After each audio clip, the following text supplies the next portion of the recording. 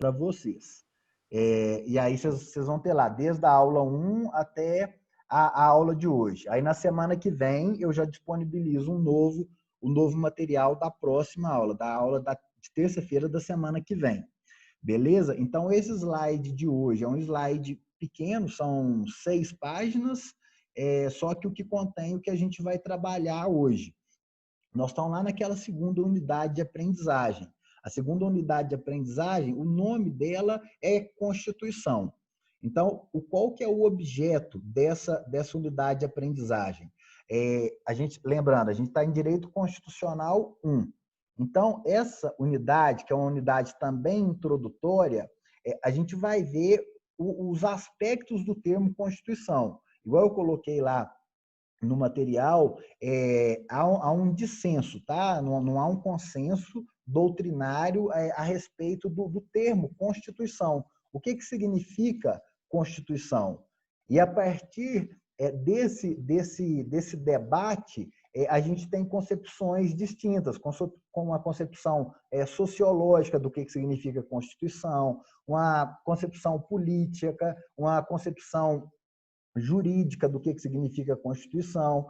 E aí, depois a gente vai e faz exercício. Isso é muito cobrado em prova, muito cobrado em concurso público. Assim, muito, muito mesmo, tá? É difícil ter uma prova de direito constitucional de um concurso mais apurado, um concurso mais concorrido, que não venha cobrando uma dessas questões. Então, a gente vai ver, primeiro, as concepções do termo Constituição.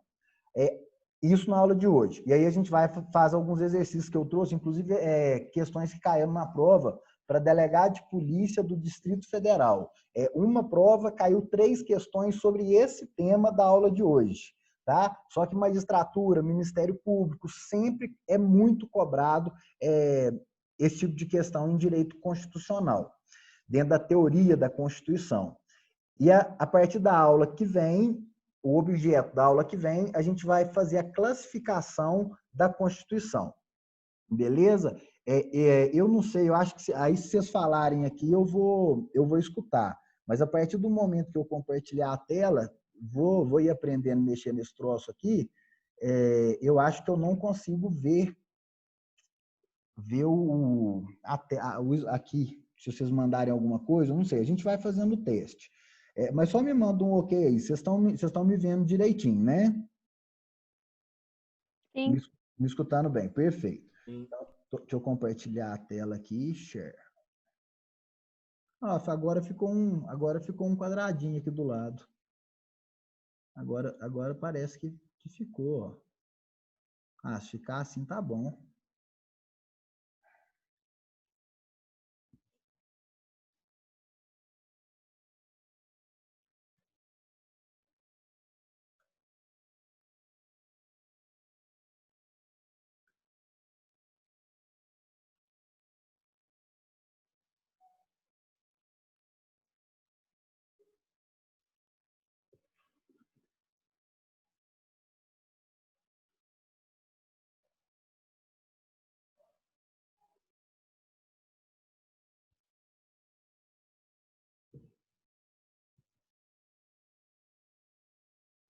Isso. Agora, podem, por gentileza, confirmar para mim se vocês estão vendo a tela do meu computador, o slide aqui? Sim, tá aparecendo. Estão vendo? Ah, não. Então tá bom. Então, vamos prosseguir aqui. Foi o que eu expus agora há pouco. Vamos ver agora, dentro da unidade 2, as concepções do termo Constituição. Aí eu expliquei, a doutrina não é pacífica quanto a essa definição do conceito, e aí a gente vai analisar esse conceito de Constituição a partir de diversos enfoques. Quais são os 3 principais, os 3 mais cobrados em prova da OAB, em concurso público de modo geral? E também os 3 que a doutrina trabalha. Então, assim, qualquer livro de direito constitucional vai ter isso. Tá? Livro de direito constitucional vai ter isso. Agora, assim, pode ter uma outra classificação, uma outra concepção do termo Constituição? Pode ter. Por exemplo, a gente tem a concepção cultural. Só que a concepção cultural ela vai reunir todas essas aqui que a gente falar. e ela não é tão cobrada. Inclusive, eu nunca vi questão em prova de concurso público sobre essa concepção cultural, mas eu vou mencionar ela, tá? As três principais é a concepção de constituição no sentido sociológico, no sentido político e no sentido jurídico. Aqui dentro do sentido jurídico, vocês vão ter uma ideia, vai ficar um pouco mais claro aquilo que a gente conversou em aulas anteriores, sobre aquela pirâmide de Kelsen, aquele escalonamento das normas, aquela hierarquia das normas, que a Constituição está no topo da pirâmide, vocês vão conseguir ver isso de uma forma mais clara quando a gente analisar o sentido jurídico de Constituição, segundo Hans Kelsen, que foi quem escreveu, o autor lá da teoria pura do direito. E a gente vai até entender um pouquinho mais por que a teoria ela é pura do direito. Ou seja, o direito não se mistura com outros ramos. Tá? Então, vamos começar aí no sentido sociológico do termo Constituição.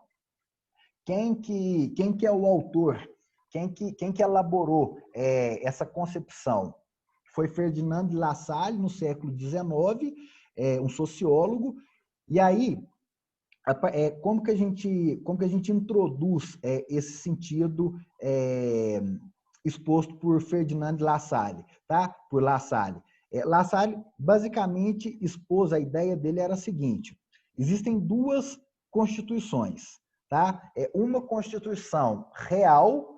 Essa Constituição real, ela também pode ser chamada de Constituição efetiva, e existe uma outra Constituição que ela é chamada de Constituição escrita, jurídica. E aí, qual que é antes de passar aqui o material, qual basicamente que seria a distinção entre a Constituição real e a Constituição escrita jurídica? A Constituição real, a gente pode dizer assim, todo Estado, ele tem uma Constituição real. A Constituição escrita, quando a gente finalizar a segunda unidade de aprendizagem, a gente vai entrar na unidade que vai falar do constitucionalismo.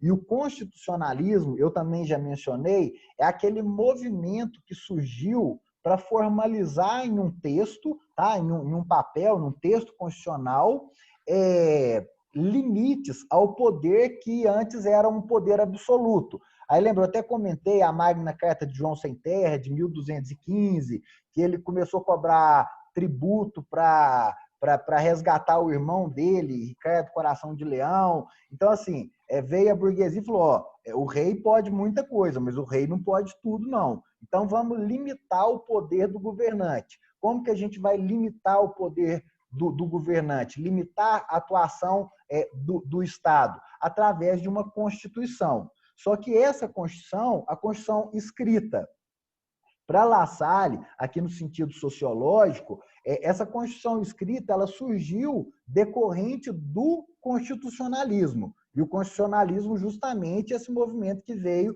para limitar o poder de quem o detém, de quem detém aquele poder.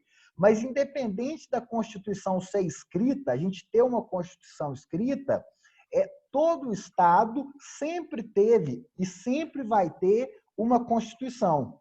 E isso aí, gente, olha, tenta analisar. A gente está vendo sobre o viés, sobre o aspecto sociológico. Tem um sociólogo falando aqui nessa corrente. Então, assim, por que sempre vai existir uma Constituição real? O que seria essa Constituição real, essa Constituição efetiva?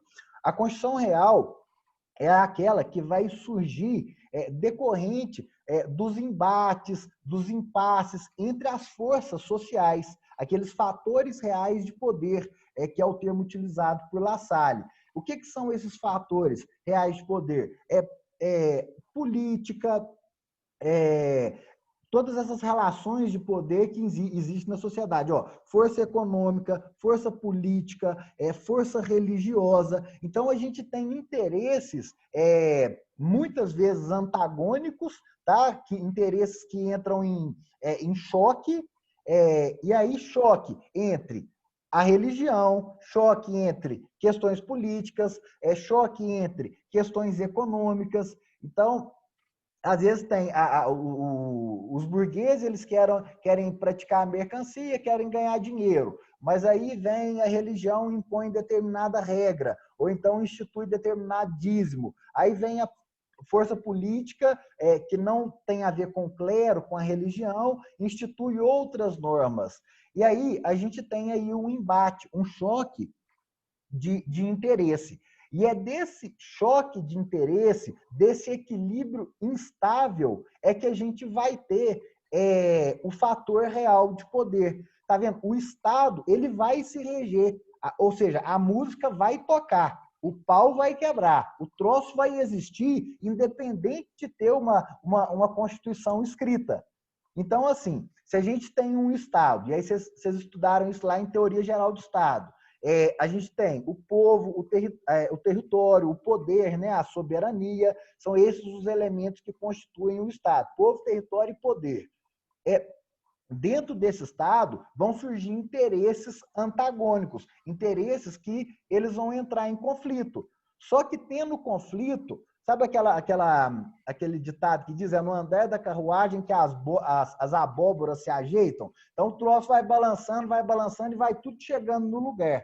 Vai tendo conflito, vai tendo uma guerra, vai tendo isso, vai tendo aquilo, e a música continua tocando, tá? Com esses conflitos, com todos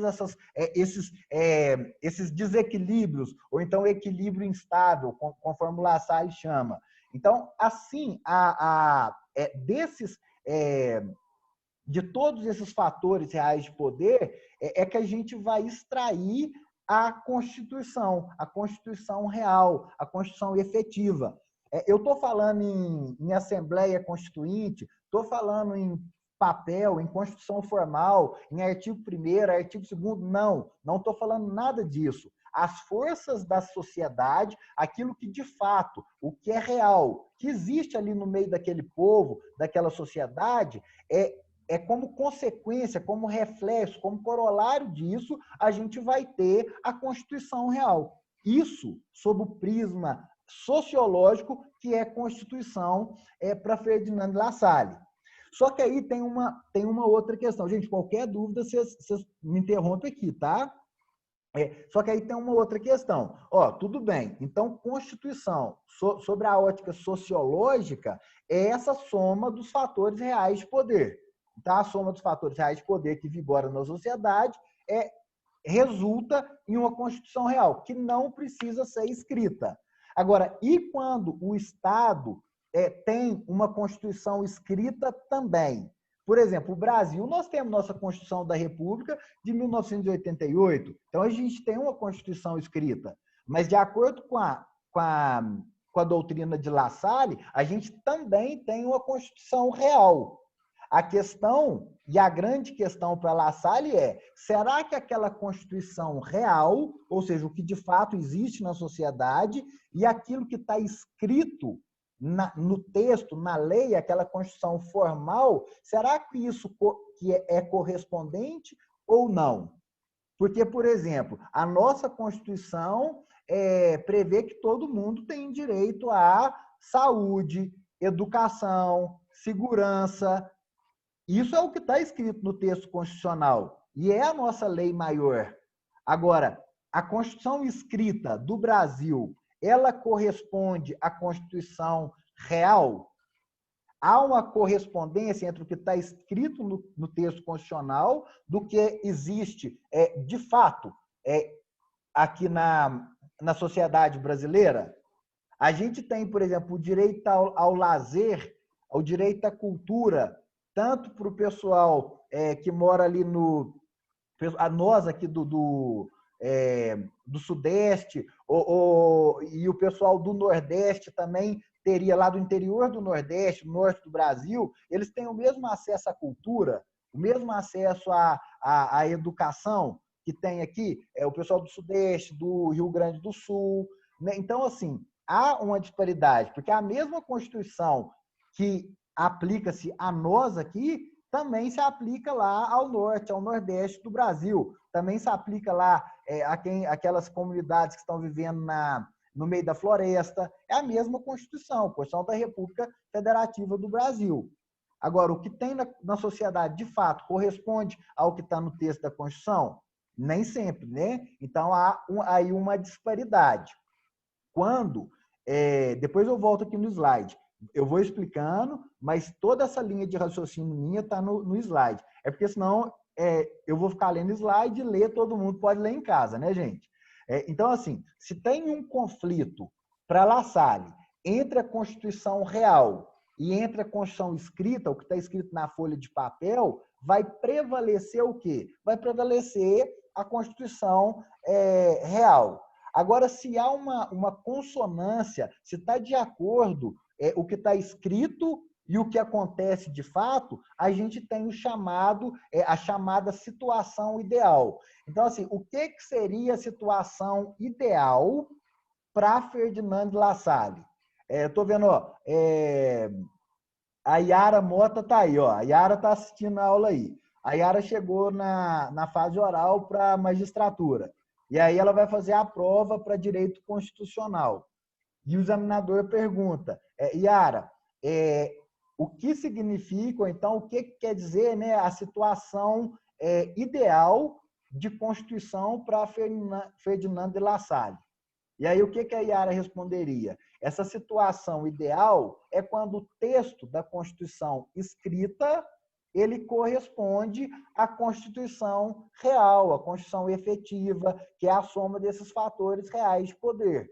Tá? Esses fatores reais de poder que decorrem aí de embates entre política, entre religião, entre força econômica. Se há uma correspondência, aí a gente pode falar que nós estamos diante de uma situação ideal. Tranquilo? Quem que pode ler esse slide aí para a gente? Se vocês me ajudarem, senão eu fico sem voz aqui.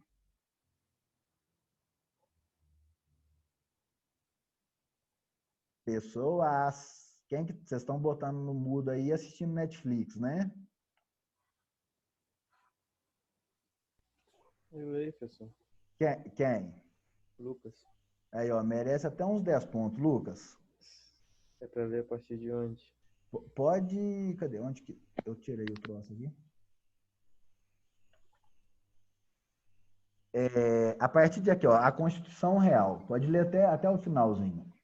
Ok. Vocês vão ver o que você lê aí, é o que a gente estava conversando até agora. Tá bom.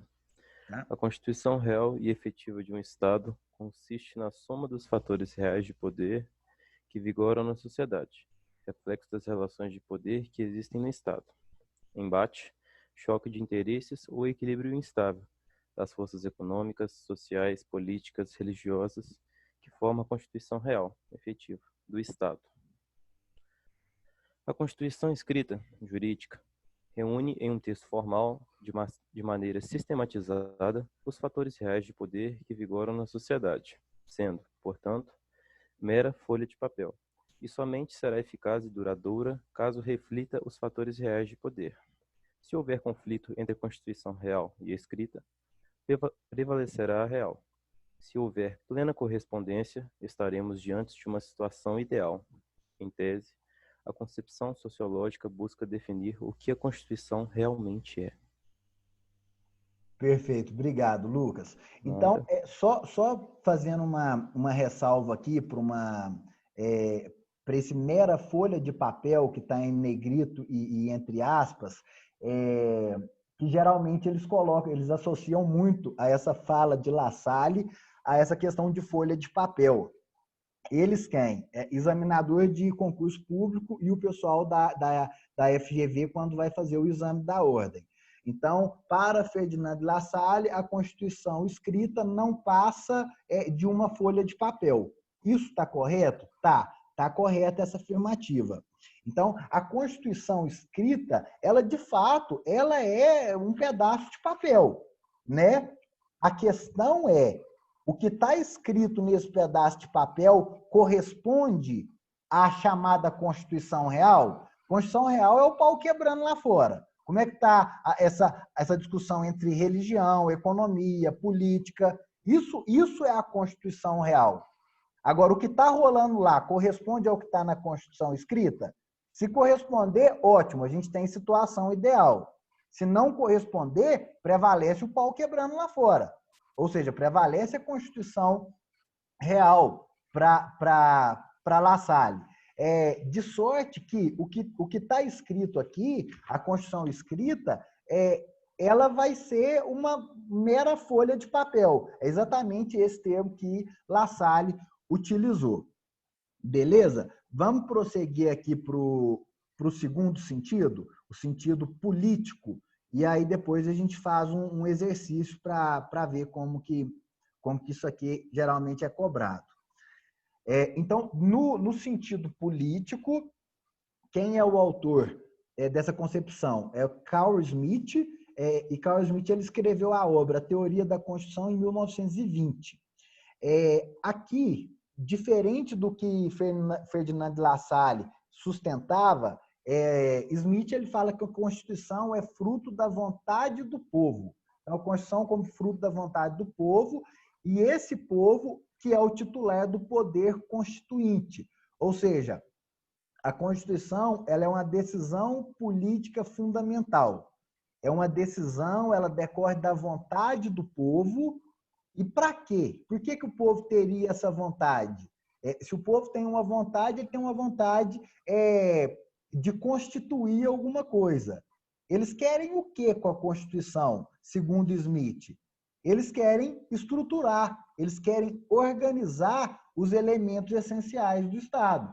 Eles querem organizar o território, eles querem organizar a forma de aquisição de poder, né? Eles querem dividir aí, por exemplo, executivo, legislativo, judiciário, União, Estado, Distrito Federal, município, territórios. Isso quando o povo, né? O povo deseja organizar, deseja estruturar um Estado para que eles consigam habitar ali naquele local, para que haja uma harmonia, para que haja a organização mesmo, né? Vamos organizar esse troço aqui para todo mundo conseguir conviver bem. Então, como que a gente vai organizar? Como que a gente vai estruturar o Estado? Isso é a vontade do povo. Isso é uma decisão política. Por que é uma decisão política? Vai ter conflito de interesse aí. E decisão política fundamental, de fundante, que funda. É uma decisão que funda o próprio Estado. A Constituição, ela vai definir. Isso aqui é o quê? Isso aqui é monarquia? Isso aqui é uma república? Sistema parlamentarista?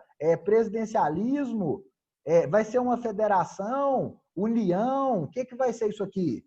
Então, assim, o que vai ser é uma democracia? Tudo isso são decisões políticas. Então, o povo vai se reunir e, através dessa reunião, eles vão deliberar sobre o que vai estar na Constituição. Só que aí, então, assim, conseguiram compreender? É porque a partir disso aí, aí, por exemplo, como que a gente pode raciocinar sobre isso aqui? De onde que a gente extrai a validade da Constituição para Carl Schmitt?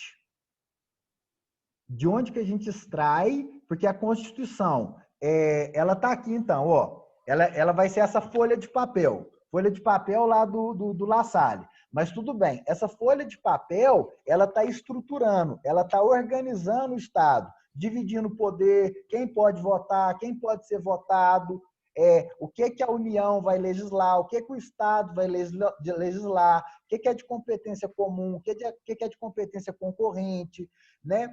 Quais são os princípios e garantias fundamentais. O povo vai organizar isso aqui. Beleza.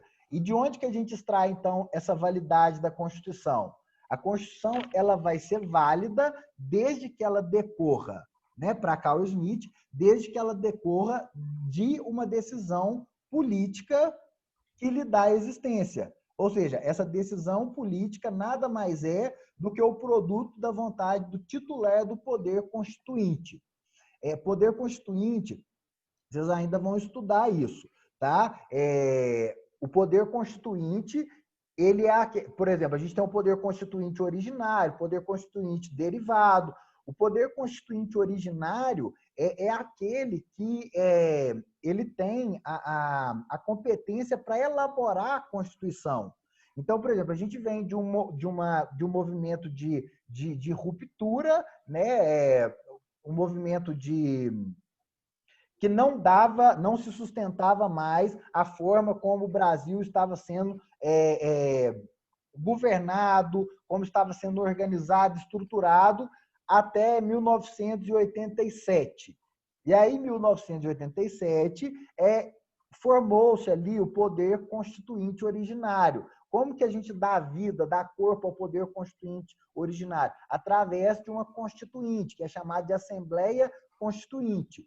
Eles reuniram, fizeram uma Assembleia Constituinte e dali foi escrito, né, depois de um bom tempo de trabalho, foi escrita a nossa atual Constituição da República, a nossa Constituição de 1988. Isso é o poder constituinte originário.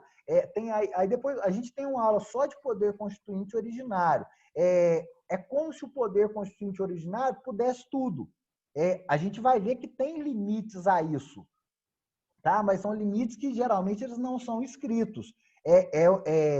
Vão juntar todo mundo dessa sala aqui, o que vale, todas as leis, Constituição, o que tiver para trás, ficou para trás. A partir de agora, nós vamos escrever uma nova Constituição para o Brasil. Isso é poder constituinte originário.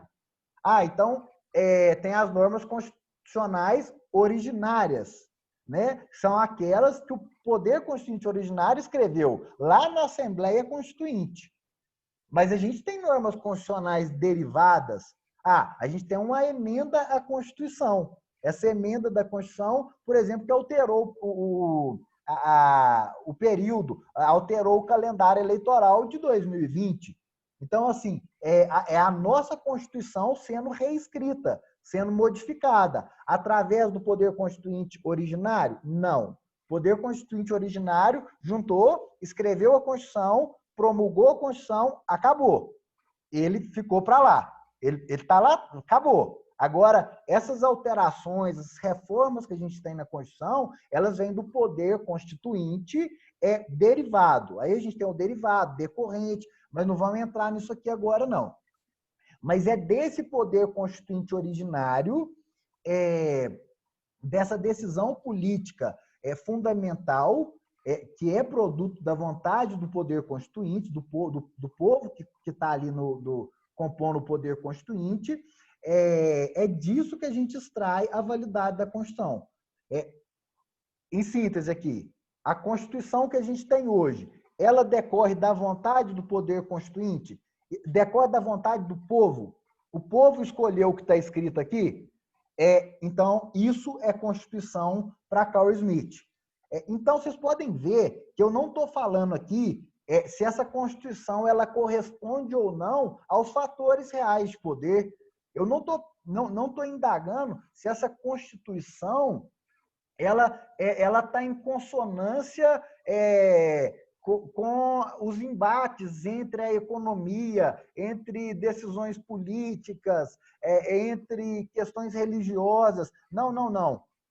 A Constituição ela é válida desde que ela decorra do poder constituinte, ou seja, da vontade do povo.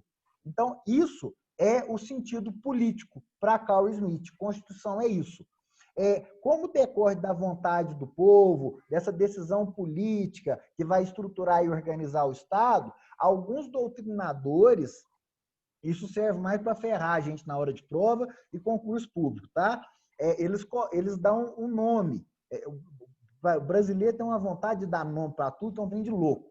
Ele bota um nome para essa porra aqui e chama o troço de teoria decisionista ou teoria voluntarista. Decisionista, porque decorre de uma decisão do povo. Aqui vai ser república, tá? República vai ser o presidencialismo, não vai ser parlamentarismo. Então, isso é uma vontade, isso é uma decisão. Decisionista ou voluntarista. Decorre da vontade, né? Do ânimos daquela população. Então, às vezes, a depender da doutrina que estiver estudando, vocês vão ver aí que, para Carl Smith, no sentido político, vocês vão ter essa questão aí da teoria decisionista ou voluntarista. Nada mais é, a Constituição decorre da vontade do povo. Então, a gente tem a Constituição. E aí, como a Constituição ela vem para estruturar e organizar os elementos essenciais do Estado, povo, território, poder, né? Quem que é brasileiro nato, quem que é brasileiro naturalizado, tudo isso decorre dessa vontade do povo e estrutura e organiza o Estado. O Carl Smith ele faz uma distinção, gente, presta bastante atenção nisso. Aí o Carl Smith ele faz uma distinção do que é Constituição. Ele não entra nessa porra de sociologia, não. O que é Constituição de leis constitucionais, tá? Aí que vem uma distinção importante que costuma pegar muita gente em prova também. Carl Smith, ele distingue Constituição de leis constitucionais. A Constituição, ela vai dispor, ela vai prever justamente essas decisões políticas fundamentais. Ou seja, como que vai se dar a organização do Estado? Quais são os direitos fundamentais? Quantos poderes tem no Estado? A gente tem poder legislativo, a gente tem poder executivo e poder judiciário. Não, mas peraí, e o Ministério Público não é um outro poder? Não, o Ministério Público não é um outro poder. O Ministério Público, assim como a advocacia pública, defensoria e o Ministério Público, eles são funções essenciais à justiça. Funções essenciais à justiça. Então, é incorreto falar que o MP é um quarto poder? MP não é quarto poder. A gente tem poder executivo, legislativo e judiciário. Por quê? Quem quis isso? Quem quis isso foi o nosso Constituinte. E isso é uma das cláusulas pétreas, ou seja, pétrea de pedra, das cláusulas imutáveis. A gente não pode alterar a essência disso, tá? Então, assim, o Constituinte, ou seja, o legislador constituinte, originário, aquele que escreveu a Constituição, ele quis ter essa repartição de poder de acordo com Montesquieu, né? Lembra? Que é essa tripartição dos poderes. E aí tem um sistema de freio e contrapeso, que esses poderes, legislativo, executivo e judiciário, eles são independentes. Na verdade, eles são interdependentes. Eles são independentes, mas, ao mesmo tempo, eles têm harmonia entre si. Independência e harmonia. Por quê? Porque o legislativo, vamos supor, o Congresso Nacional vai fazer uma lei. Então, lei de crimes ambientais. A lei lá de... lei de proteção ao meio ambiente, lei de crimes ambientais. Quando o Congresso faz essa lei, quem que vai sancionar ou vetar? O presidente da República. Então, a gente tem o poder legislativo, eles vão criar a lei, tá? E o poder executivo vai vetar ou vai sancionar aquela lei. Tá vendo o sistema de peso e contrapeso? Mas pode ser que o legislativo faça uma lei e essa lei ela tem algum dispositivo que venha a ferir a Constituição. E aí a gente tem o chamado controle de constitucionalidade. Então, o legislativo atuou, e aí, como guardião da Constituição, a gente tem o Supremo Tribunal Federal, a Suprema Corte Brasileira, composta lá pelos 11 ministros. E aí, o que o Supremo vai fazer? O Supremo vai julgar essas ações concentradas de constitucionalidade, para dizer, isso aqui fere a Constituição. Logo, se é inconstitucional, é nulo. Se é nulo, vocês vão ver isso lá no direito civil, se já não tiverem visto. Se é nulo, não surte efeito. Não produz efeito. O troço nasceu morto. Não pode nenhuma norma vir a ferir a Constituição. Mas o que eu quero dizer? Aí, tá vendo? Tudo isso depois a gente vem estudando. Controle de constitucionalidade das normas, tudo decorre desse raciocínio. Então, assim, essa tripartição dos poderes, ela é a Constituição, porque isso resolveu estruturar o poder do Estado. Mas, por outro lado, a gente tem as leis constitucionais. E o que são essas leis constitucionais? São aquelas leis, são aquelas normas, né, que elas formalmente elas integram, elas fazem parte do texto da Constituição. Por um lado, Constituição, todas as normas que estruturam e organizam o Estado. E a gente tem as leis constitucionais. Por que leis constitucionais? Porque se você abrir a Constituição, esse troço vai estar escrito lá. Mas isso não é Constituição.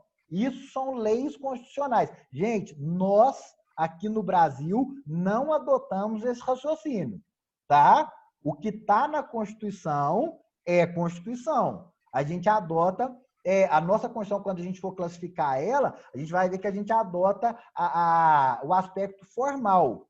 Está na Constituição? Aquilo ali não pode ter nenhuma norma infraconstitucional que venha violar aquele texto, tá? Sob pena de inconstitucionalidade da norma. Agora, eu estou explicando para Carl Smith. Carl Smith, não. Carl Smith, Constituição é o que estrutura e organiza esses elementos essenciais do Estado. E leis constitucionais? Leis constitucionais é aquilo que está escrito na Constituição, mas não tem nada a ver com estruturar o Estado. Vamos dar um exemplo disso? Artigo 242, parágrafo 2º da nossa Constituição.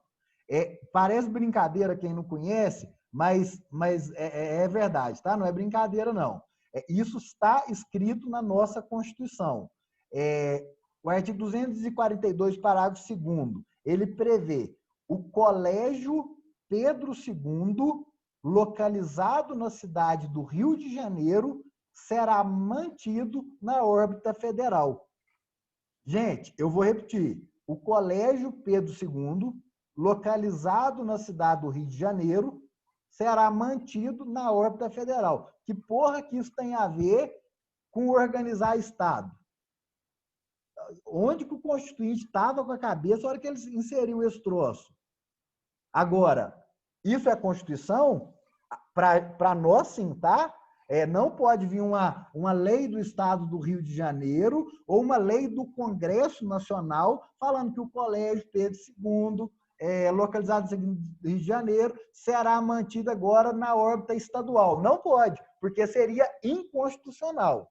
Mas para Carl Smith, isso é uma lei constitucional, porque formalmente está lá na Constituição, mas essa porra aqui não diz respeito sobre as questões estruturais, estruturantes do Estado. Conseguiram compreender? Sim, não? Alguma dúvida?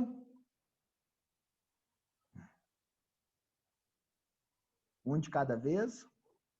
Deixa eu ver se tem. Ah, não, beleza. Tá mandando joinha aí. Deixa eu só ver se tem alguma... Não tem nada no chat, não, né? Ou tem? Ah, tem.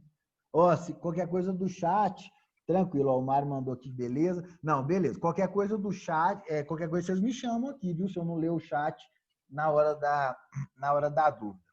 Deixa eu só fazer um negócio aqui.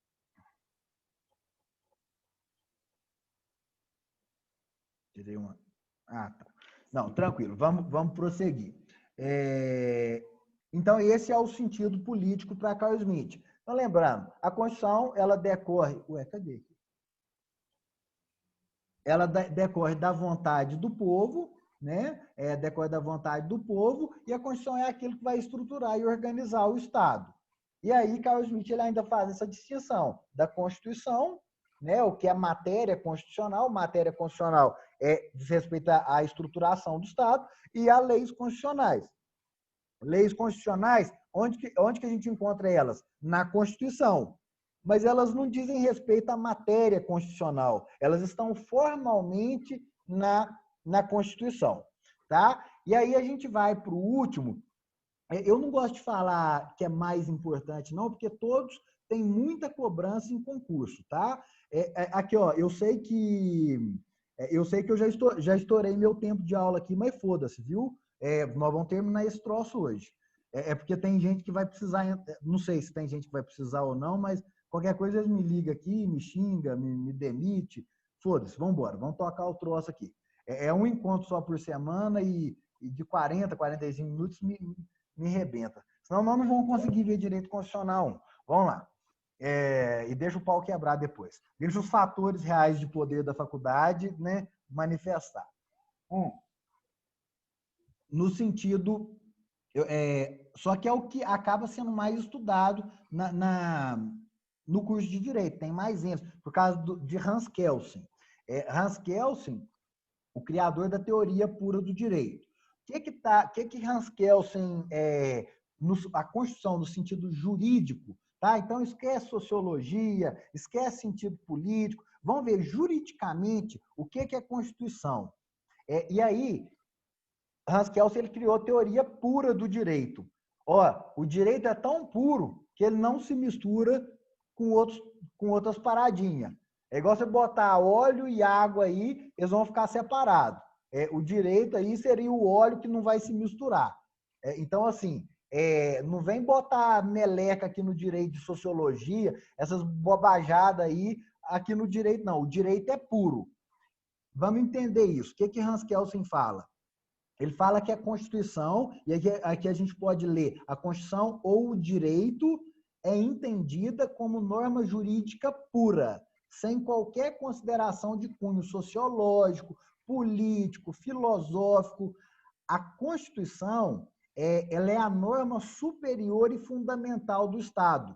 Essa Constituição, ela vai organizar e ela vai estruturar o poder político, ela vai limitar a atuação estatal, ela vai estabelecer direitos e garantias individuais. Não quero saber se essa porra corresponde ou não. Eu não quero saber se essa Constituição ela decorre ou não de uma decisão política fundamental, se ela veio de uma Assembleia Nacional Constituinte ou se ela foi feita, sei lá, pelo Divino Pai Eterno na praça, na missa de domingo à tarde. Não. Essa Constituição, ela é uma norma superior que vai fundar, que vai estruturar, que vai organizar os poderes, ela vai limitar. Quem que é o chefe do executivo hoje em âmbito da União? O Bolsonaro. Então, peraí, nós temos uma Constituição que às vezes vai falar, peraí, senhor Jair, o senhor não pode tudo, não. O senhor não pode tudo, não. Então, peraí, vamos controlar aí, respira, que o senhor não pode tudo, não. Nós temos uma Constituição para cumprir. Essa Constituição vai limitar a atuação estatal e ela vai estabelecer aí os direitos e garantias individuais. Eu tenho lá o direito à liberdade. Aí, eventualmente, esse direito pode ser tolhido, cerceado, pode ser, alguém pode estar querendo aí macular, ludibriar a minha liberdade. O que nós vamos pedir? Nós vamos pedir para a gente tem um direito, a liberdade de ir e vir. E para garantir esse direito, a gente tem lá os chamados remédios constitucionais, por exemplo, no caso da liberdade, o habeas corpus. Então, tudo isso vai ser definido, vai ser estruturado por essa norma superior. E da mesma forma que lá em Carl Smith, no sentido político, eu fiz aquela indagação de onde que a Constituição extrai a sua validade. E eu respondi, a Constituição ela é válida desde que ela tenha sido elaborada pelo esse poder constituinte, desde que ela seja fruto da vontade do povo. Tá? Então, aí é a validade no sentido político. E no sentido jurídico, quando que a Constituição como que a gente vê que a Constituição ela é válida? É daí que surge a ideia da pirâmide de Kelsen. A gente tem a ideia do escalonamento hierárquico das normas. Ou seja, as normas inferiores, elas sempre vão retirar o seu fundamento de validade nas normas superiores.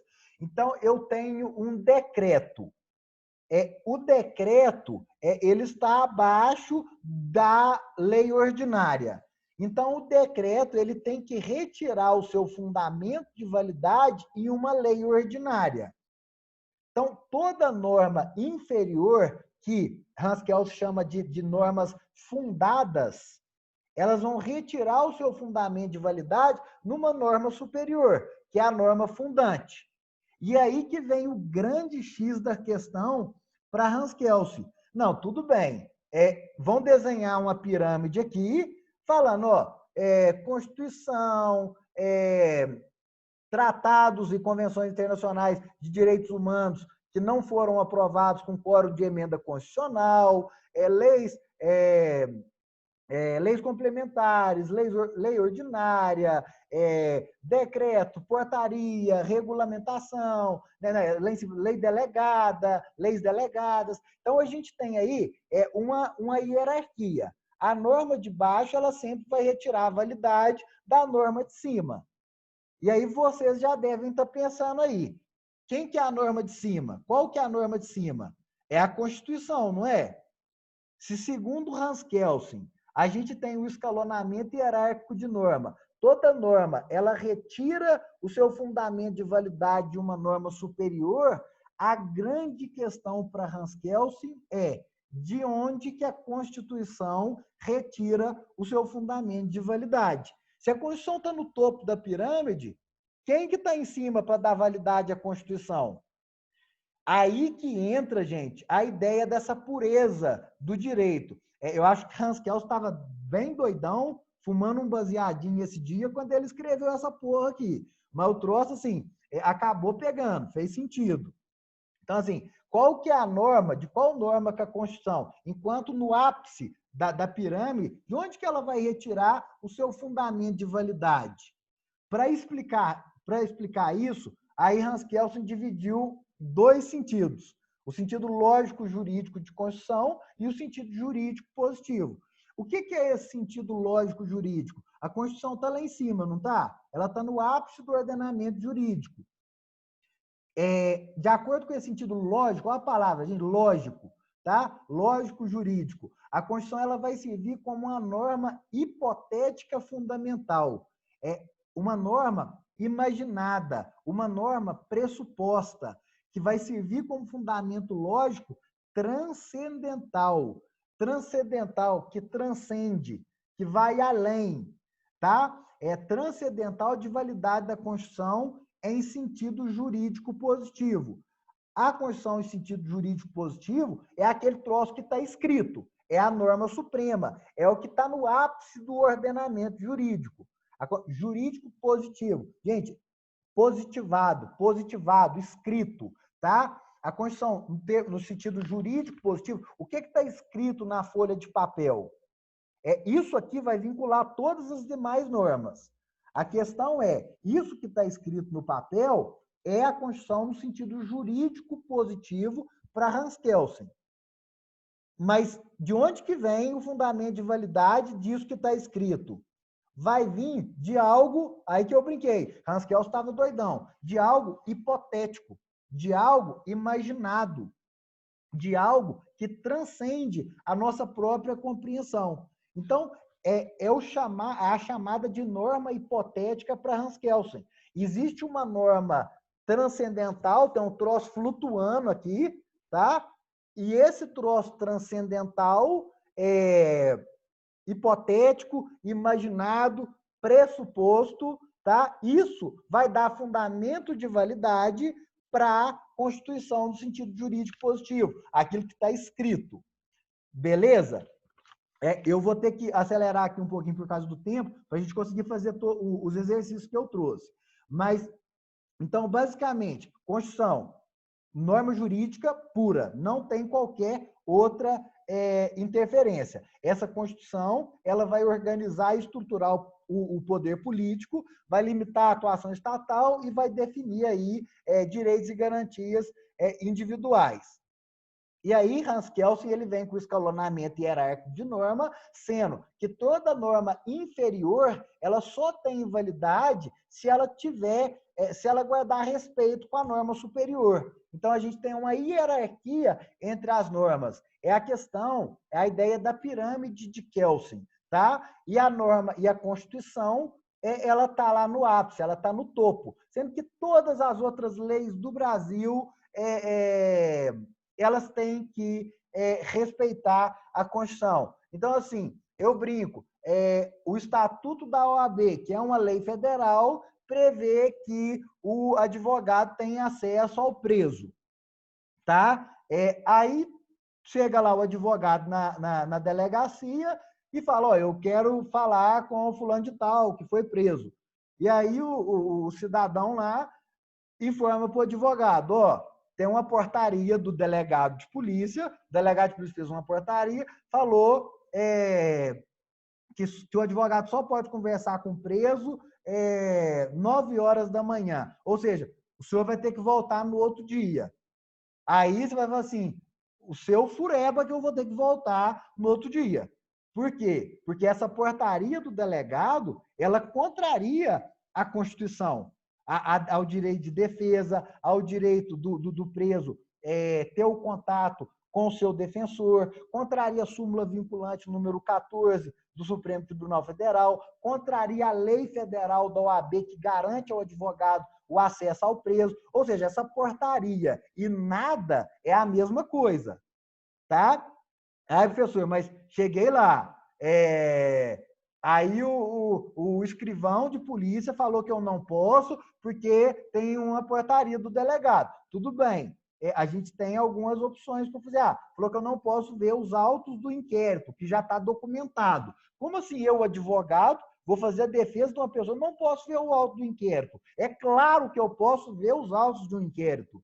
Isso está na lei federal, está na súmula vinculante, está na Constituição. Então, essa portaria não vale. Tá, mas e lá na hora, na prática, o que eu vou fazer? O que você pode fazer? Você pode entrar com habeas corpus, porque, querendo ou não, indiretamente, isso pode afetar a liberdade do seu cliente. Você pode mandar com mandado de segurança, porque é direito líquido e certo do advogado ter acesso aos elementos já documentados em investigação, ou você pode entrar também com reclamação constitucional perante o Supremo Tribunal Federal, já que essa conduta ela fere uma súmula vinculante do Supremo Tribunal Federal, que assegura o advogado esse acesso. Então, você tem todas essas medidas. Só que assim, tudo bem, mas até eu fazer essa medida eu não vou ter acesso. Você não vai ter acesso. Você vai conseguir uma liminar e vai conseguir ver rápido. Mas no mesmo momento, você já informa lá para o senhor que você vai ficar discutindo com o cara lá da polícia se ele leu Kelsen.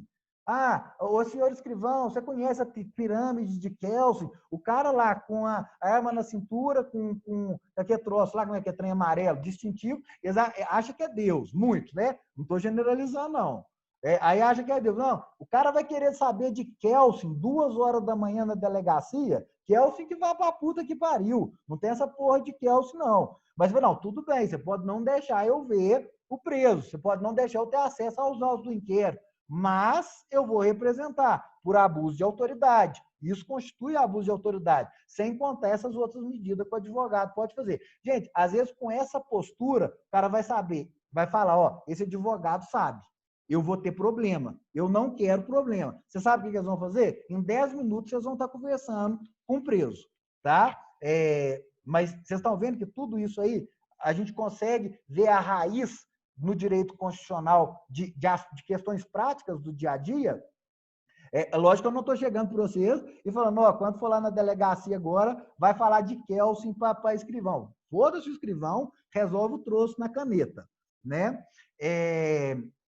E aí, então, a gente tem o sentido jurídico de Hans Kelsen.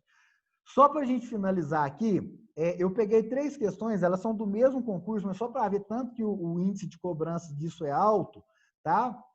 Questões de certo ou errado. Geralmente a banca CESP, que é uma das mais difíceis do Brasil, eles colocam questões de certo e errado.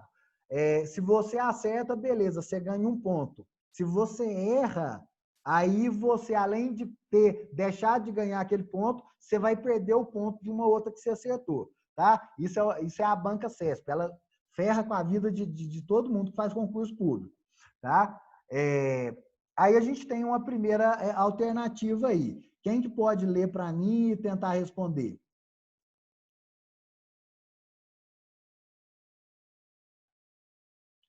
Vamos, gente. Cadê o Degmar? O Degmar estava participando da aula passada. Amanda, vamos? Quer fazer essa primeira? Vou ler então, professor. Chega chutando o balde já. Oi? Tá Lucas? Degmar. Ô, Degmar, então mete bronca aí na primeira aí pra gente. Hans Kelsen concebe dois planos distintos do direito: o jurídico positivo, que são as normas positivadas, e o lógico jurídico, situado no plano lógico, como norma fundamental, hipotética, pressuposta, criando-se uma verticalidade hierárquica de normas. Certo ou errado?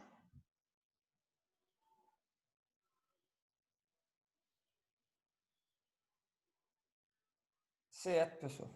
Perfeito. Tá certinho, viu? É isso aí mesmo. Hans Kelsen tem esses dois planos distintos do direito, da Constituição. Exatamente o que ele falou. Exatamente. O jurídico positivo, que é o que está escrito, e o lógico jurídico, para justamente aquela coisa hipotética, transcendental, que vai dar validade ao plano jurídico positivo, a Constituição positivada.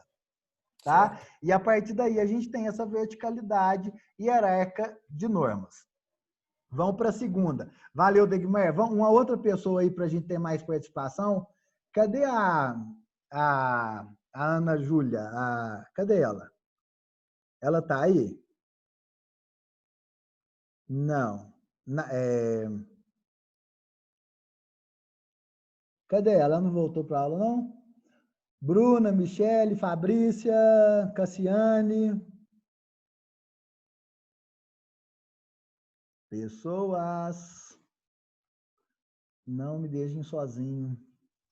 Eu leio, professor. Quem? Luiz Henrique. Beleza, Luiz. Vamos lá.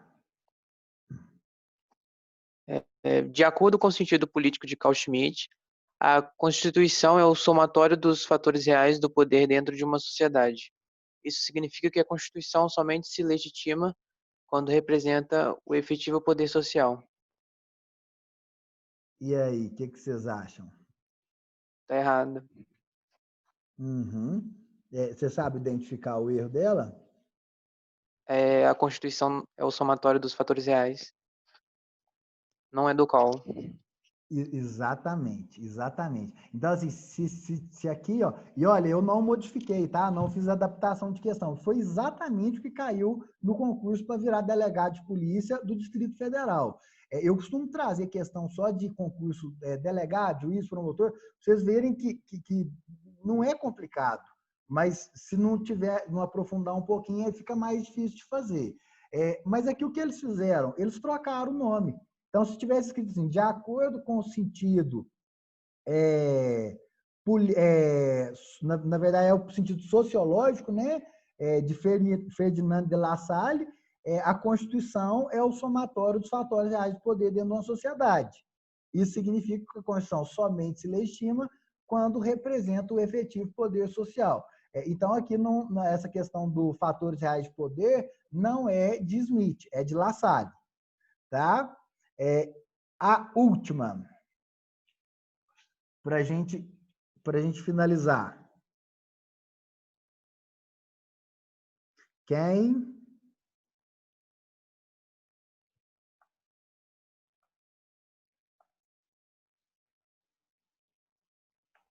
Pessoas.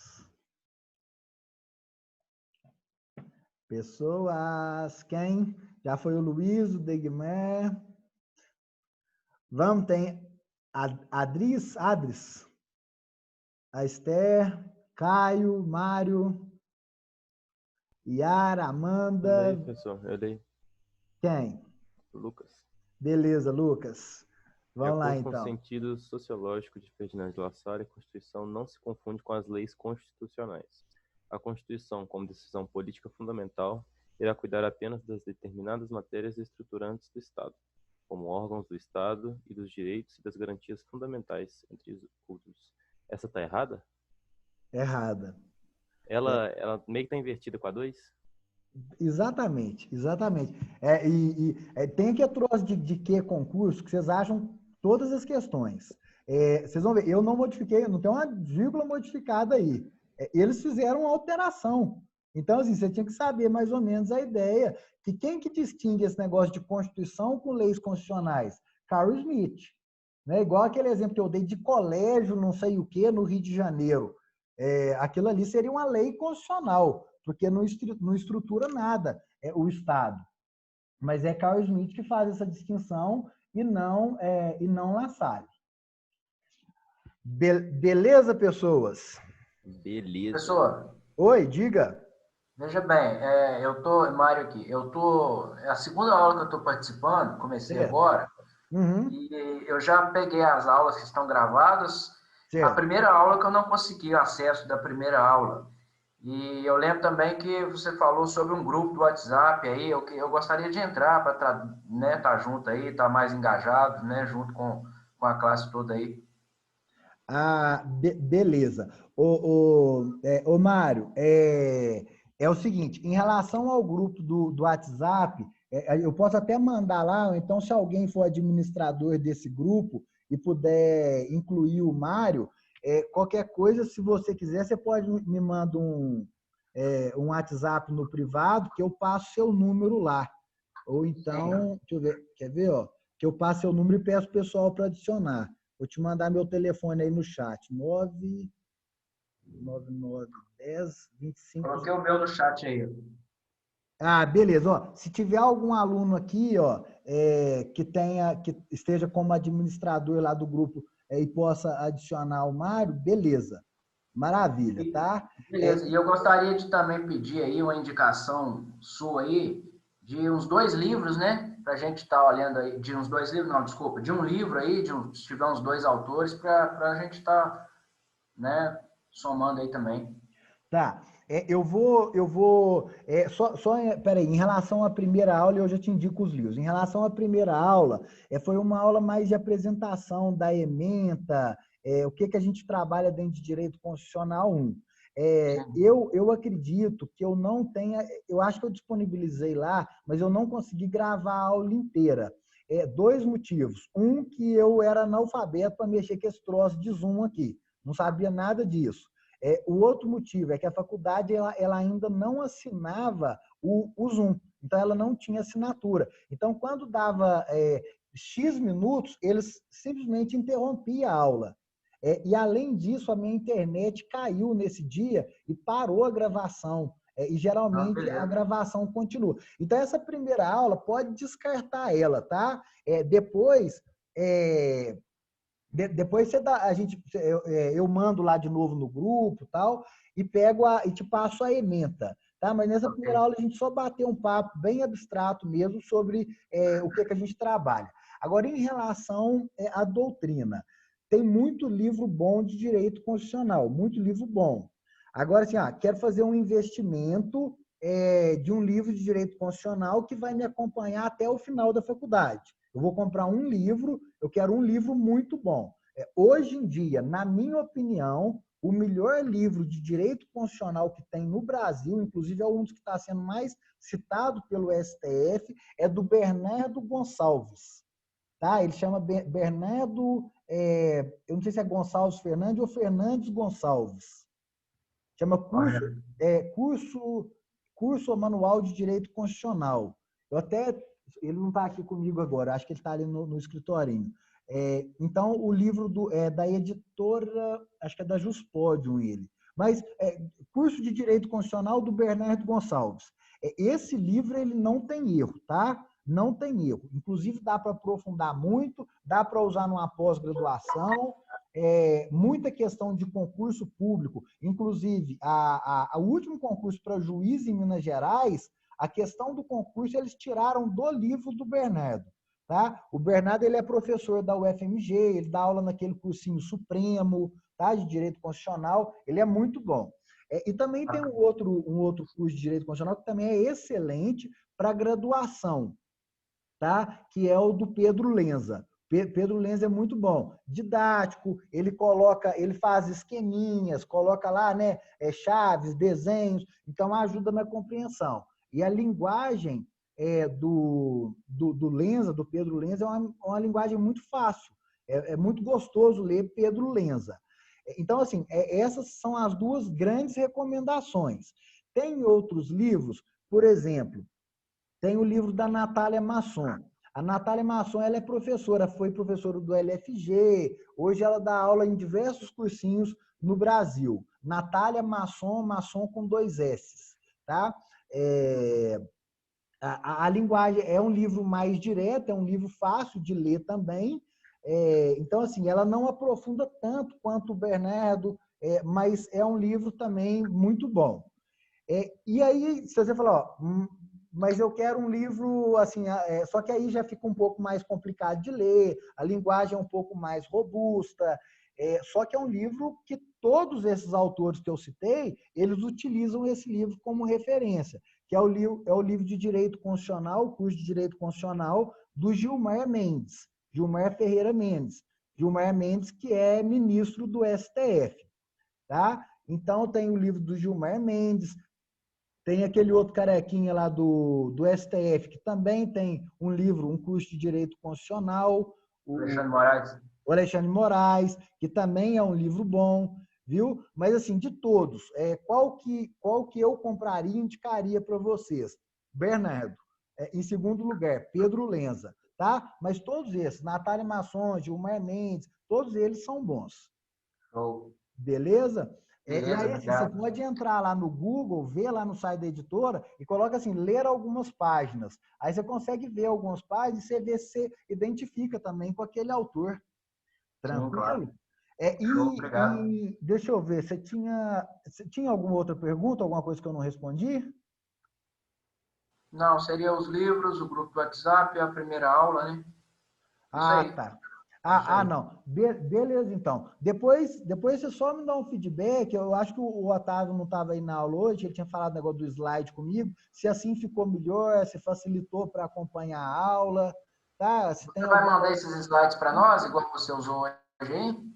Eu já mandei. Eu mandei para o Otávio, ele me respondeu. Eu postei lá no conteúdo do AVA. Então, se entrar lá no AVA, todos os slides que eu passei hoje já está lá no AVA. Tem lá Zoom, tem as coisas lá do AVA e lá embaixo está conteúdo. Só que eu também mandei em PDF para o Otávio, pedir ele para repassar para vocês.